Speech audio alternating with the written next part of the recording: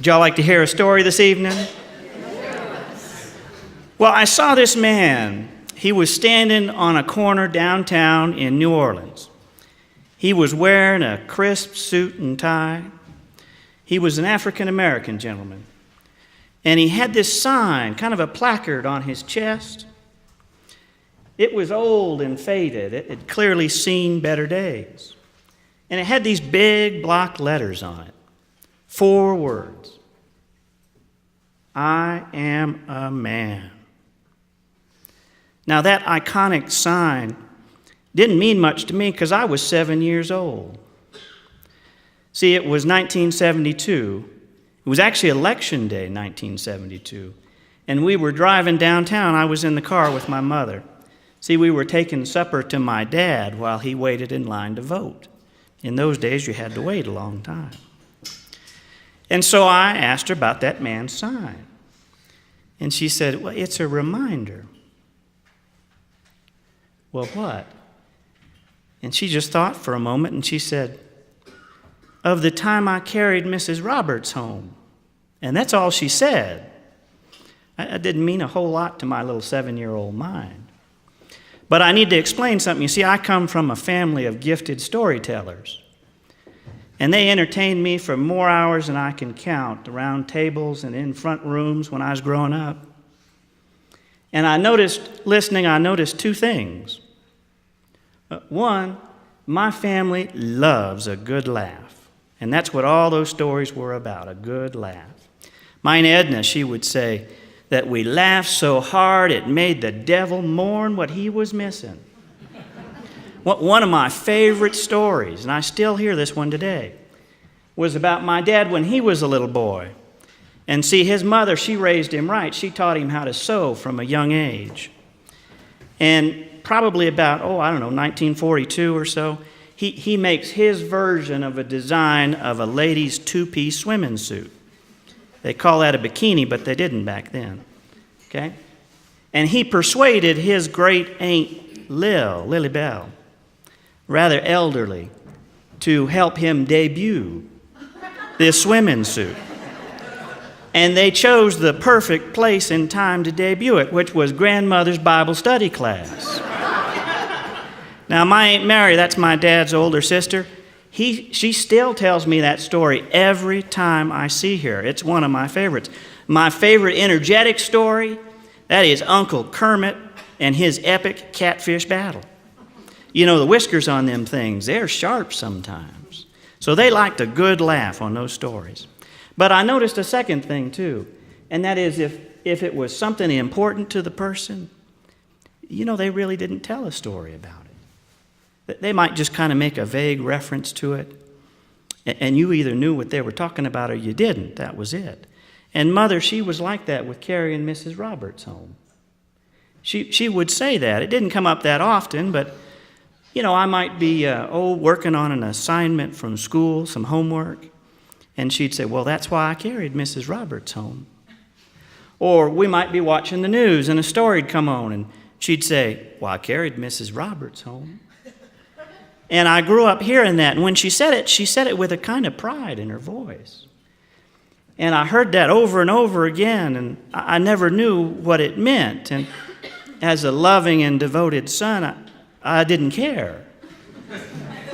It was just, when you're growing up, there's that constant parental noise in the background. And it was just kind of that parental noise that was part of the landscape.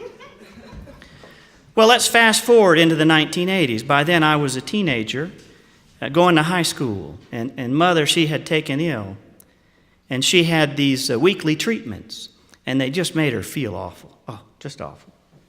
And she tried a lot of different things to try and help. And eventually, she turned to what they called in those days alternative medicine. Now, to a pious woman raised in rural Mississippi, that's pretty much witchcraft. And she tried acupressure and acupuncture, and she tried these self-hypnosis tapes. I remember listening to those all the time growing up. And just nothing helped. She just would still feel awful. And so we got to the point where they decided, well, David, you give it a try. And so I was supposed to go visit with her during the treatments.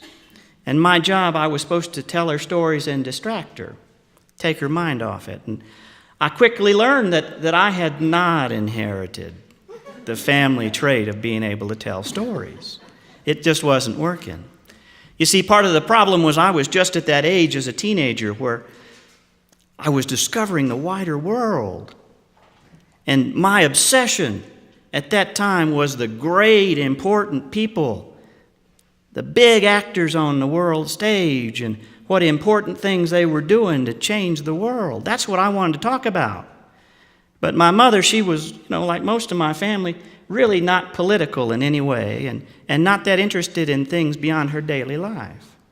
And I wanted to talk about, how Lech Walesa was changing Poland and Margaret Thatcher and Begin and Sadat. And my mother would just say, well, I don't know any of those people from Adam's Chickens. And to this day, I still don't know what the chickens had to do with it. But she would say stuff like that. She said, what on earth do any of those people have to do with me? Well, as a dedicated and serious young intellectual, I began to lecture her on her shortcomings as a world citizen and why she needed to know about these very important people. She kind of closed her eyes, kind of slumped down, just submerged into that treatment. And even this self-absorbed teenager, I took note of that. And I don't know why, but it just came to me, so I asked her, who is Mrs. Roberts? Those eyes came open. Silence. Who is Mrs. Roberts? Well, I carried her home. But when she said it, she started to straighten up a little bit. A little bit of the color came back into her face. So I pushed a little harder. I said, you carried her home? And what? I carried her home. Well, tell me, what does that mean? And to my surprise, she told me. She said, well, it was back in 1968. See, I was just a toddler in 68. And Mrs. Roberts, she was my older sister's fourth grade teacher. See, we lived in a little suburb up on the northern part of New Orleans, and we went, I would go, but my sister was already going to a little neighborhood school, and it was an integrated school, not that common in 68. And Mrs. Roberts, see, she was one of the African-American teachers at the school. And she lived clear across town. She actually lived clear across the river, area that y'all would know today after the hurricane as the Ninth Ward. And Mrs. Roberts was one of the teachers. And in late 1960s, there's something else I need to make sure you understand, and that was a violent time in American history. And the most incendiary issue that we had was race. And then came Thursday night, April 4th, 1968. Martin Luther King was assassinated up in Memphis. Really not that far from where we were in New Orleans. And on the evening that Dr. King was assassinated, the entire country held its breath.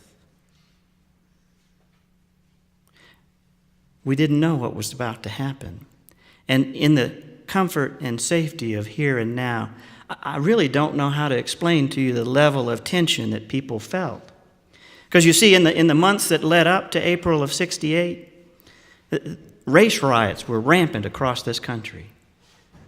I mean, in Detroit, just in Detroit a few months before, the rioting had lasted for 5 days. There were more than 40 people killed in Detroit in the rioting. There were more than 400 buildings demolished. I didn't say damaged, demolished in that rioting. They had to call out the 82nd Airborne. They put more than 13,000 troops with fixed bayonets on the streets of Detroit to bring an end to that violence. And that's just one city.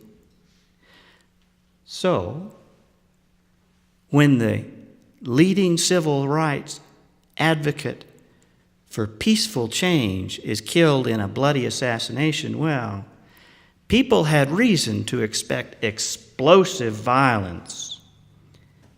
And that's what they got in this country with riots in over 100 cities. That was still to come, and that's what they were worried about. But you see, in our little integrated neighborhood, we didn't really think there was going to be much violence right there. We thought it'd be closer into the city in New Orleans. New Orleans has always been a violent place. And so when Friday morning came, school started as usual. And as the day went on, the stories of violence closer into the city, they started to trickle in. And by the time my mother, with me in tow, went to school at the end of the day to pick up my sister, the ladies and the mothers in the office, and it was 1968, so it was the ladies and the mothers. The ladies and the mothers in the office, they were on the verge of panic. Because you see, in our neighborhood, most of the fathers, they worked pretty far away. And most of them, they took the bus to work and back and had to go through some pretty bad parts of town. My dad was one of those. And so all those ladies in the office, they were fretting over those bus rides and whether their husbands were going to make it home safely. Well, Mother, when they were fretting, Mother thought about Mrs. Roberts. Well, again, think about it for a second. She was raised in 1930 segregated rural Mississippi. That's kind of impressive that she even thought about Mrs. Roberts at all. But she thought about Mrs. Roberts, so she went looking for her. And of course, she found her in her classroom. And she was just closing up, putting her coat on. Mother described her as scared but trying to hide it.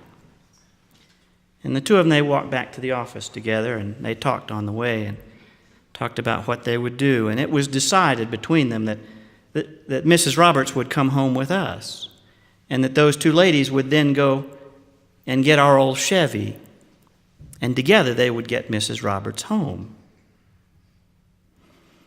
And that's what they did. Mother didn't tell me a whole lot about the drive itself. What she told me was, well, we took turns who would be the most scared and who would be the most brave. Now by that, what she meant, I think, was, you see, the city was laid out and the neighborhoods were organized really by race. They were segregated. It was kind of a quilt patchwork.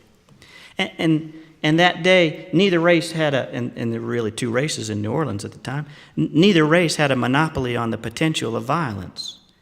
And so what she meant was, as they went through a neighborhood, depending on the race of that neighborhood, they took turns on who had to be the bravest to keep it together. That's what she meant.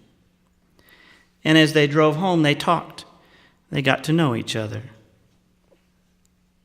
And they talked about what they would do the next school day, because they also knew that the danger was not going to be over that night. It was going to take some time. And the ladies in the office, they had made a suggestion. They had suggested to Mrs. Roberts, it's just too dangerous. You need to stay home. It'll be okay. Mrs. Roberts did not think much of that suggestion. She just kept asking, what would that teach my children? Meaning her students. And so Mother, she said, well, if you're game, I'm game. Let's keep doing it together. And that's what they did. Until the danger passed, the two of them, they would do that together every day, get her home and back. And Mrs. Roberts became kind of a fixture around our house, and we started going to her house on the weekends and getting to know her family and her kids, and they came and visited us too. And when the danger was over, they kept driving together, became friends. And my mother, she was so engrossed in telling this story that her treatment had ended long before the story did. And as it came to a close, I realized she had broken with family tradition. She had told me a story about something important to her. But I also realized she hadn't told me the most important part.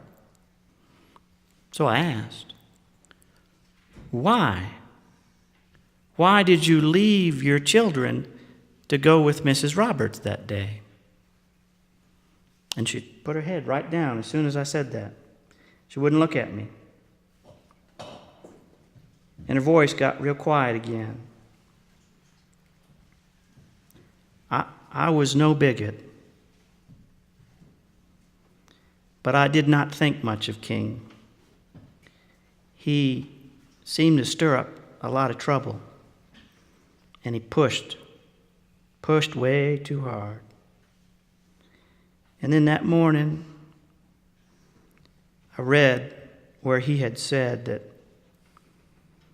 the strongest ally of racism was not the Klansman. It was not the racist politician. The strongest supporter of racism was the white moderate who rejected bigotry but would do nothing to stop it and wanted only to wait. And I thought about it, and I knew he was talking about me. And then she looked up and looked me right in the eye, and she had tears coming down her face. And she said, kind of straightening herself up, "So I carried Mrs. Roberts home." You know, you might say that's just kind of a story about somebody giving someone else a ride. Not a big deal. But you know, in that moment, my mother, she taught me more about how real, meaningful change happens in a community than all the books I ever read about all the so-called important people in the world. She reached her journey's end the next year. And today, I have two of my own little children. And you know, they're just about the same age I was when I saw that man standing on the corner in New Orleans with his sign. And this year, just now when we had Martin Luther King Day, my two little children, they came home from school and they were all excited to tell me everything they had learned about Dr. King. And I just smiled and I said, "He helped your grandmother carry Mrs. Roberts home." Y'all have a good evening.